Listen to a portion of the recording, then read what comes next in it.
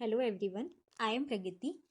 जैसा आप सभी जानते हैं कि एमपी सेट 2025 का जो एग्ज़ाम है वो 1 मार्च को होने वाला है। अभी लास्ट के कुछ 10 डेज़ बचे हुए हैं एग्ज़ाम के लिए।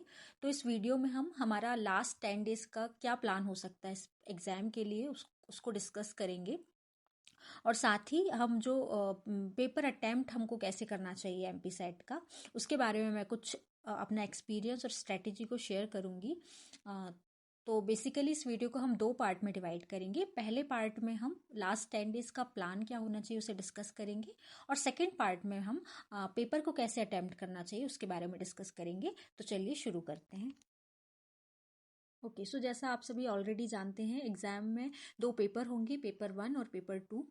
पेपर 1 में 50 क्वेश्चंस होंगे, जो कि हर एक क्वेश्चन 2 मार्क का होगा। तो टोटल मार्क्स जो होंगे 100 होंगे पेपर 1 के। और जो ड्यूरेशन होगा पेपर 1 का वो 1 आवर का होगा, प्लस कोई भी नेगेटिव मार्किंग नहीं होगी। और सिमिलरली पेपर 2 होगा, जिसमें 100 क्वेश्चंस पूछे जाएंगे, जो आपके सब्जेक्ट से रिलेटेड होगा, जिसमें हर एक क्वेश्चन 2 मार्क का होगा। तो ऐसे टोटल मार्क्स हो गए पेपर 2 के 200। और जो ड्यूरेशन होगा पेपर 2 का वो 2 आवर्स का होगा, प्लस इसमें भी कोई नेगेटिव मार्किंग नहीं होगी। ये एग्जाम पैटर्न है। दोनों पेपर आपके एक ही दिन होने वाले हैं, 3 घंटे के अंदर। पहले फर्स्ट पेपर होगा पहले 1 घंटे में, फिर अगले दूसरे घंटे में आपका सेकेंड पेपर होगा, जो आपके सब्जेक्ट से रिलेटेड होगा।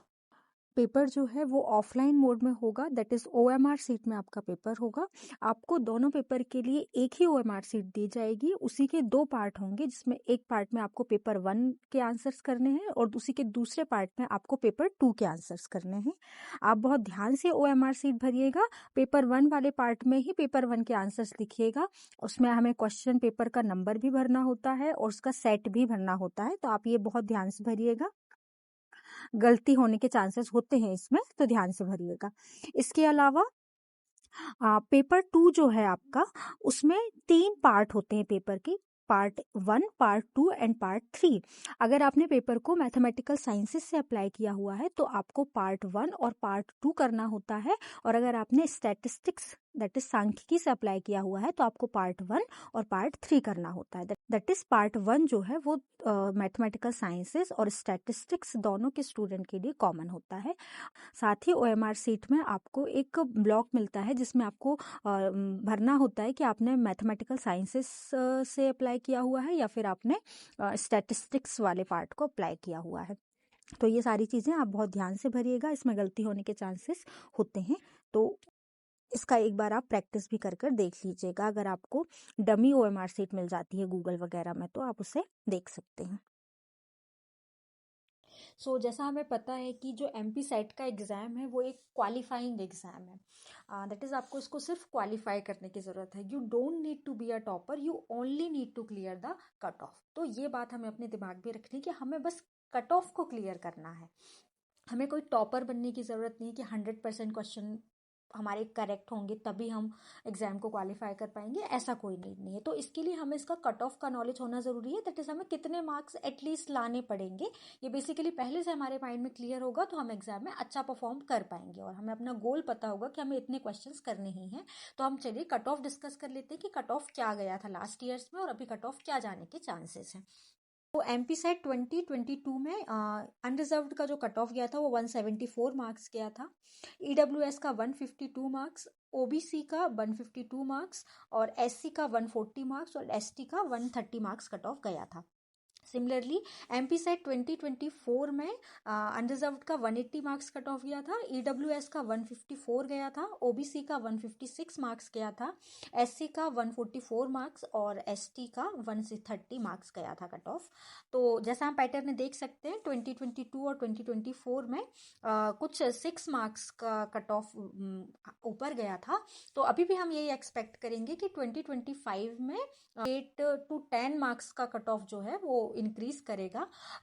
थोड़ा कट ऑफ ज़्यादा इसलिए इंक्रीज कर सकता है क्योंकि एग्जाम जो है वो थोड़ा रेगुलरली हुआ है, तो उससे कंपटीशन बढ़ने के चांसेस बढ़ जाते हैं। तो मेरे अकॉर्डिंग, मेरे गेस के according cut off MP set 2025 में यूआर का 190 मार्क्स, ईडब्ल्यूएस का 160 मार्क्स, ओबीसी का 164 मार्क्स, एससी का 148 मार्क्स एंड एसटी का 132 मार्क्स जा सकता है।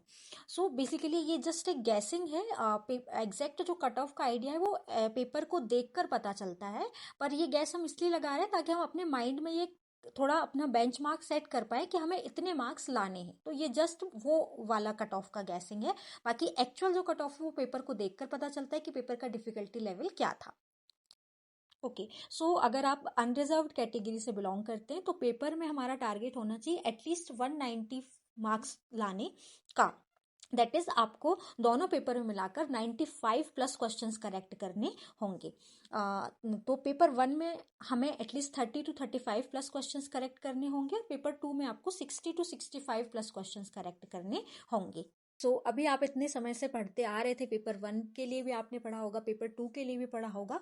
तो अभी हम डिस्कस करेंगे कि इन लास्ट 10 डेज में आपको क्या पढ़ना चाहिए और क्या नहीं पढ़ना चाहिए, उसके बारे में हम डिस्कस करेंगे। तो पेपर 1 में हमारा जो टारगेट है वो 30 to 35 प्लस क्वेश्चंस लाने का है, ये आपको अपने माइंड में सेट रखना होगा। तो आप पेपर 1 के लिए डेली 1.5 से 2 घंटे जरूर दें पढ़ने के लिए, ताकि आप अच्छा स्कोर कर पाएं। इससे आपको पेपर को क्वालिफाई करने में हेल्प होगी अगर आप पेपर 1 में अच्छा स्कोर कर पाते हैं तो आप डेली 1.5 से 2 घंटे दीजिए पेपर 1 को पढ़ने के लिए। आपने अपने जो भी शॉर्ट नोट्स बनाए हुए हैं उसे डेली रिवाइज कीजिए, कुछ नया पढ़ना अवॉइड कीजिए, जो आपने पहले से पढ़ रखा है बस उसको रिवाइज कीजिए। यूट्यूब में जो भी मैराथन क्लासेस चलती हैं पेपर 1 के लिए उन्हें अटेंड कीजिए, इनसे बहुत हेल्प होती है। इससे आपकी प्रैक्टिस भी हो जाती है जिस तरह के क्वेश्चंस पूछे जाते हैं एमसीक्यूज पैटर्न में।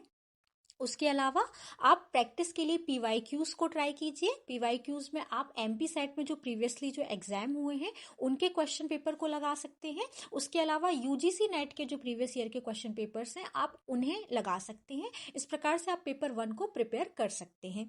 सिमिलरली हम पेपर 2 की बात करें जो आपका मैथमेटिकल साइंसेस का होने वाला है, उसमें हमारा टारगेट है 60 to 65 प्लस क्वेश्चंस को करेक्ट करना।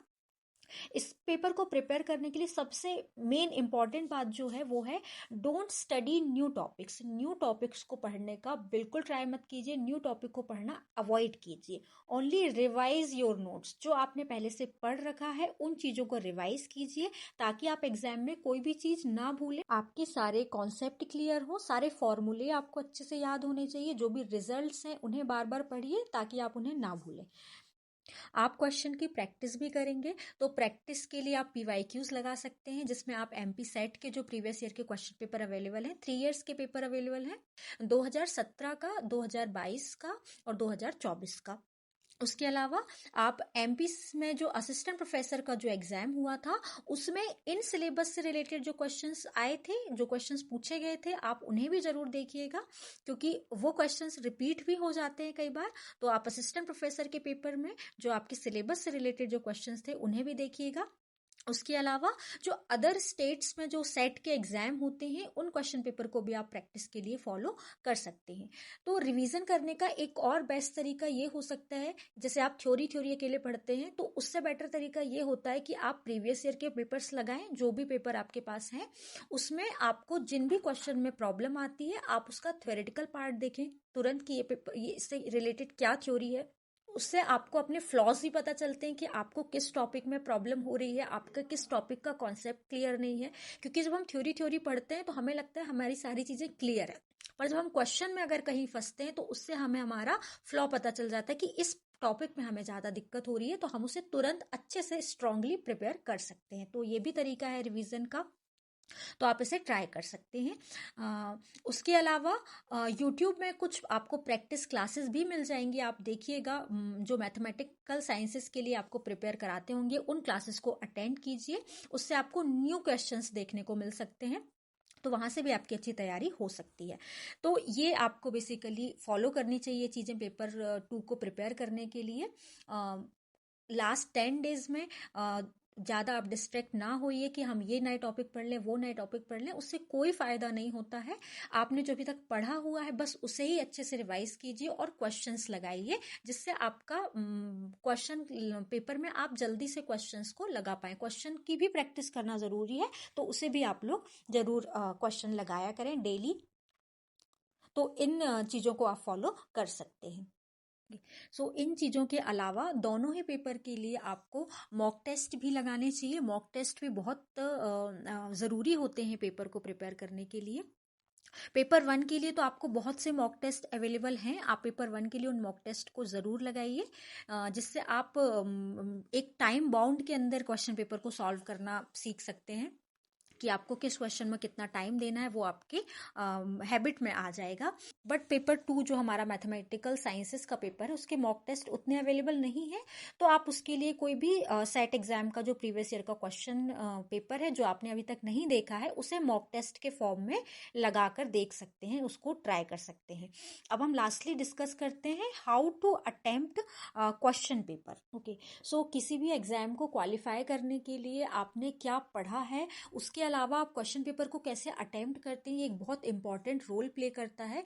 कभी कभी हमने पढ़ा तो सब कुछ होता है, पर गलत तरीके से हम क्वेश्चन पेपर को अटेम्प्ट कर लेते हैं, जिससे हमारे क्वेश्चंस छूट जाते हैं और हम अच्छा परफॉर्म नहीं कर पाते हैं। इसलिए पेपर को अटेम्प्ट करना कैसे है, ये एक बहुत इम्पॉर्टेंट रोल प्ले करता है। तो यहाँ पर मैं अपने एक एक्सपीरियंस से एक स्ट्रेटेजी शेयर करूंगी, जिसे मैं भी फॉलो करती हूँ पेपर को अटेम्प्ट करने के लिए। तो पेपर 1 के लिए तो आप अपनी चॉइस से जैसे अटेम्प्ट करना चाहें आप कर सकते हैं। मेरा सजेशन बस ये है कि आप सभी क्वेश्चन 50 आउट ऑफ 50 अटेम्प्ट कीजिएगा, क्योंकि कोई भी नेगेटिव मार्किंग नहीं है। तो मेनली हम पेपर 2 की स्ट्रेटेजी के बारे में डिस्कस करेंगे, जो कि हमारा मैथमेटिकल साइंसेस का होने वाला है। तो सबसे पहला सजेशन तो ये है, do not attempt questions in sequence. Questions को सीक्वेंस में अटेम्प्ट मत कीजिए, जैसे कि फर्स्ट क्वेश्चन अटेम्प्ट करा, सेकंड क्वेश्चन अटेम्प्ट करा, थर्ड क्वेश्चन अटेम्प्ट करा, ऐसे क्वेश्चन पेपर को अटेम्प्ट नहीं किया जाता है। तो जो हम स्ट्रेटेजी फॉलो करने वाले हैं वो ये है, हमारा पेपर 2 आवर्स का होगा, तो 2 आवर्स को हम 3 राउंड में डिवाइड करेंगे, 3 राउंड स्ट्रेटेजी को फॉलो करेंगे। तो वो क्या है वो समझते हैं। सबसे पहले राउंड में हमें क्वेश्चन पेपर में उन क्वेश्चंस को अटेम्प्ट करना है जो इजी एंड डायरेक्ट क्वेश्चंस हैं, जिनको पढ़ते से हमें उनके आंसर बन जाते हैं। 1 या 2 मिनट लगता है उन क्वेश्चंस को अटेम्प्ट करने का। हम उन क्वेश्चंस को पहले राउंड में अटेम्प्ट करेंगे। स्टार्टिंग से लेकर पूरा एंड तक हम क्वेश्चन पेपर में गो थ्रू करेंगे। जो क्वेश्चंस हमें बिल्कुल डायरेक्ट बन जाते हैं, जिनको क्वेश्चन पेपर को पढ़कर उनके आंसर बन जाते हैं, या हमें 1 से 2 मिनट लगता है उनको सॉल्व करने में, हम उन क्वेश्चंस को पहले अटेम्प्ट करेंगे। इस राउंड से आपको फायदा ये होगा कि आप एक बार पूरा पेपर गो थ्रू कर चुके होंगे, तो आपको आइडिया लग जाएगा कि आपको कौन से क्वेश्चन बन रहे हैं और कौन से क्वेश्चन नहीं बन रहे हैं।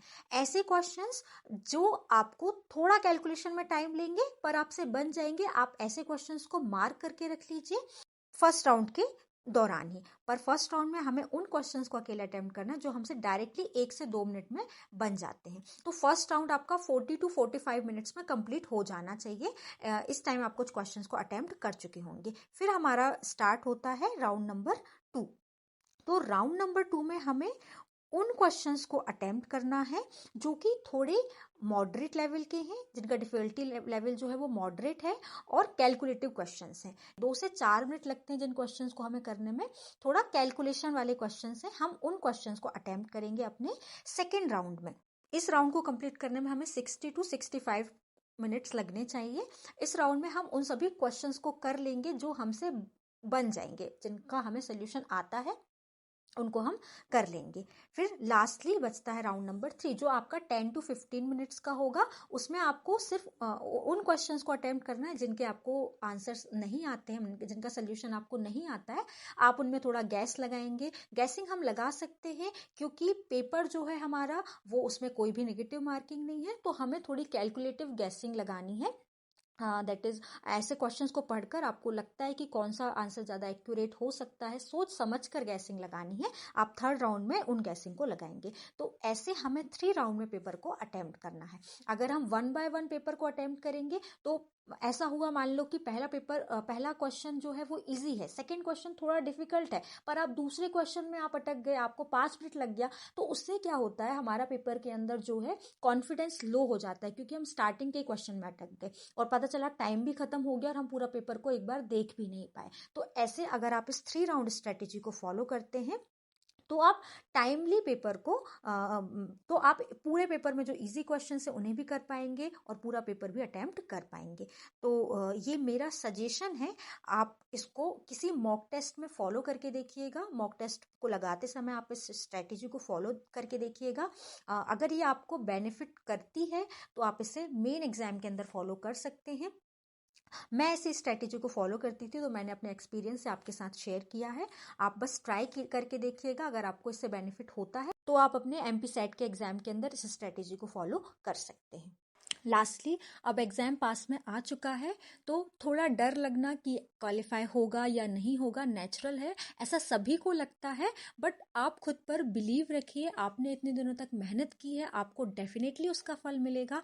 आप डेफिनेटली एग्जाम को क्वालिफाई कर जाएंगे। बस आपको अभी लास्ट के 10 दिनों में अपने रूटीन को अच्छे से बनाकर रखना है, प्रॉपर स्लीप लेनी है और अच्छे से पढ़ाई भी करनी है।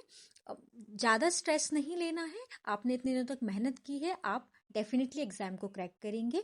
Believe in your self and all the best for your exam. I hope इस वीडियो से आपको हेल्प हुई होगी। अगर इस वीडियो से आपको हेल्प हुई है तो वीडियो को लाइक कीजिएगा, अपने दोस्तों के साथ शेयर कीजिएगा और चैनल को सब्सक्राइब कीजिएगा। Thank you so much for watching this video.